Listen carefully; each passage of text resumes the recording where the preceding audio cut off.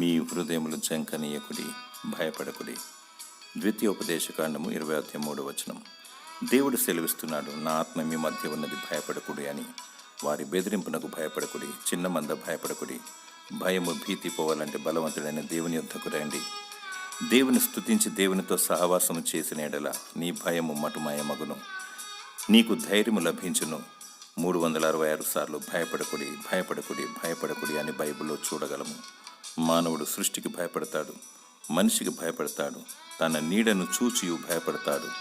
ఎవరికి భయపడకు, దేవునికి భయపడు. ఆయన ప్రాణాత్మ దేహములను నరకములో పడవేగల శక్తిమంతుడు. నీతి యథార్థత కలిగి, భయము భక్తి కలిగి, వినయము విధేయత కలిగి, ప్రభు అయిన యేసుక్రీస్తును ఆత్మతో సత్యముతో నిత్యము ఆరాధించినచో నీ భయము లయమగును. పిరికి ఆత్మను తీసివేసి దేవుడు నీకు ధైర్యము గల ఆత్మను దయచేయునుగాక.